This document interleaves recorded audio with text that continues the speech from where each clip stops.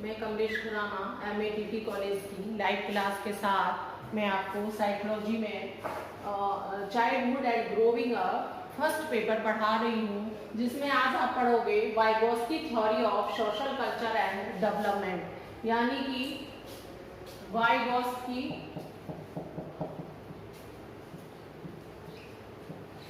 की सामाजिक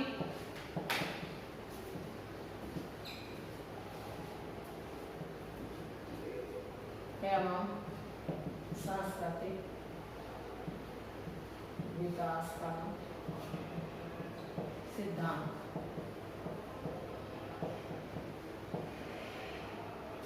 वाइगोस्की जी एक रशियन थे और इन्होंने बाल विकास पर महत्वपूर्ण कार्य किया और इन्होंने अपना एक सिद्धांत दिया जिसको वाइगोस्की की सामाजिक एवं सांस्कृतिक विकास का सिद्धांत कहते हैं। ये कहते हैं कि बालक का जो विकास होता है वो सामाजिक इंटरेक्शन से होता है। टोटल जो इम्पैक्ट पड़ता है बालक पर वो सामाजिक इंटरेक्शन का पड़ता है। वो मैं आपको एक सर्किट से समझाती हूँ। डेवलपमेंट तीन चीजें इसमें काम करती हैं। एक तो संस्कृति, एक सामाजिक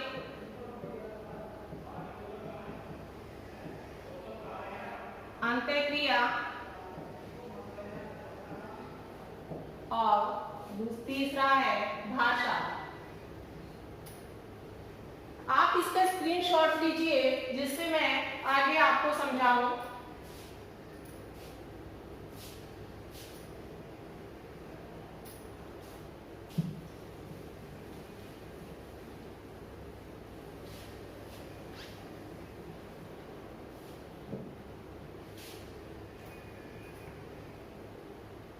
वाइगोस्की जी कहते हैं कि जो बालक का विकास होता है सबसे पहले होता है सामाजिक अंतःक्रिया, क्योंकि जब बालक पैदा होता है और पैदा होने के पश्चात खाना पीना बोलना सारे कार्य अपने पेरेंट्स के द्वारा करता है, लेकिन जैसे जैसे उसके अंदर भाषा का विकास होने लगता है वह अपनी बात को कहने लगता है। तो वाइगोस्की जी भाषा को सबसे महत्वपूर्ण मानते हैं। वो कहते हैं कि बालक में पहले भाषा आती है, उसके बाद विचार आते हैं। लेकिन जो प्याजे जो मैं आपको पढ़ा चुकी हूँ, जो कॉग्निटिव डेवलपमेंट के प्रवर्तक थे, और उन्होंने बताया था कि पहले क्या आता है, विचार आता है और उसके बाद भाषा आती है। और ये कहते हैं पहले भाषा आती है फिर क्या आता है, विचार। तो इन दोनों में मेन डिफरेंस यही है। वो मानते हैं कि पहले विचार आता है फिर भाषा आती है, और वाइगोस्की कहते हैं पहले बालक पर भाषा का इफेक्ट पड़ता है, उसके बाद तभी उसका विकास होता है। अब संस्कृति का, रीति रिवाज परंपराओं का भी बालक के ऊपर बहुत सारा प्रभाव पड़ता है। इनका स्क्रीनशॉट लीजिए, मैं आपको आगे बताती हूँ।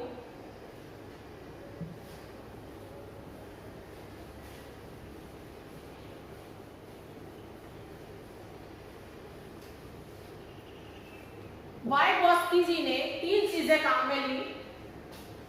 पहली थी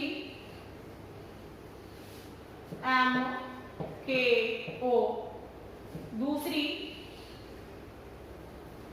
JPD और तीसरी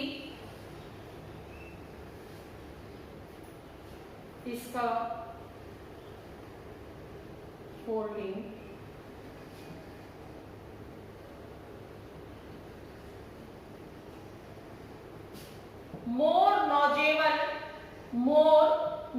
knowledgeable other, more knowledge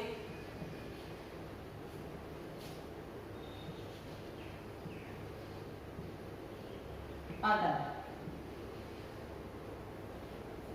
John of proxy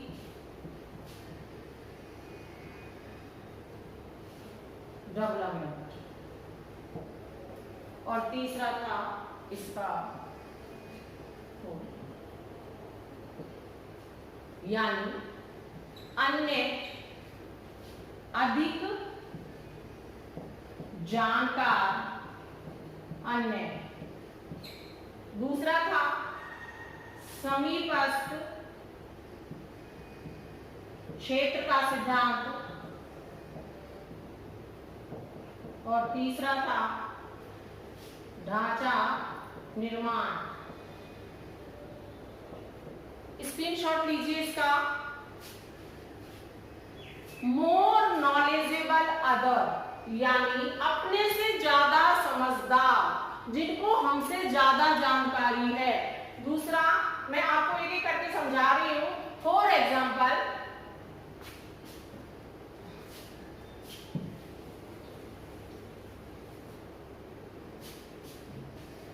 एक लड़की है,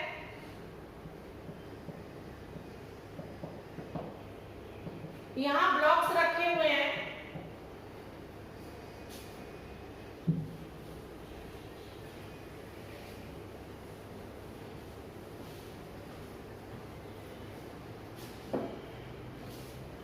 यहां ब्लॉक्स हैं।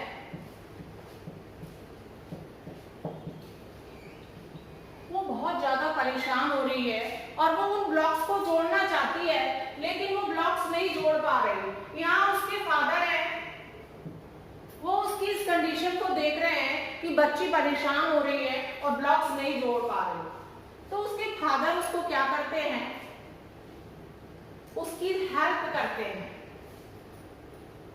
कारण कि वो जोड़ नहीं पा रही थी, क्योंकि वह उससे ज्यादा समझदार है।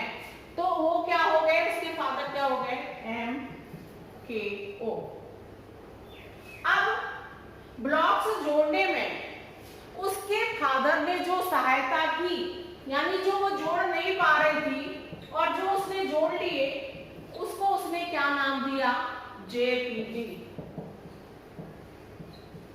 इसके बीच का जो अंतर था, मैं एक एग्जांपल से और समझाती हूँ।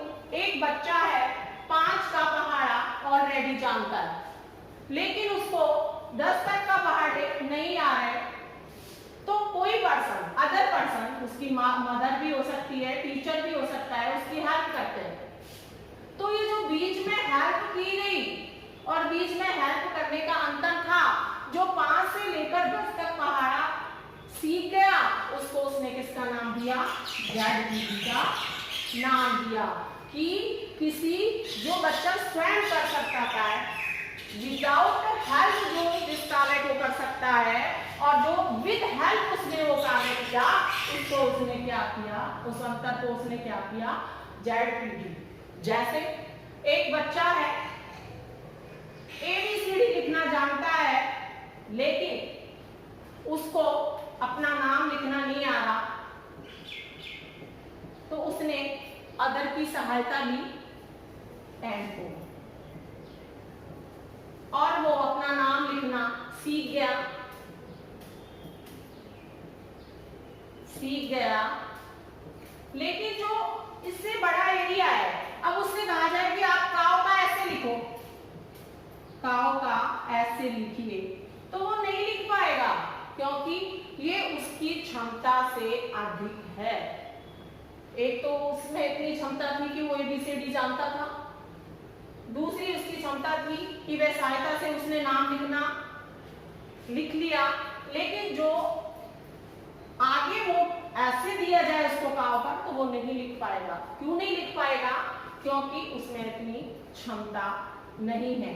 और ये क्षमता हमें कहाँ से मिलेगी, मोर नॉलेजेबल पर्सन होगा, कोई टीचर है, पेरेंट्स है, मदर है, जो हमारी इस कार्य को करने में हेल्प करेंगे। आप इसका स्क्रीनशॉट लीजिए।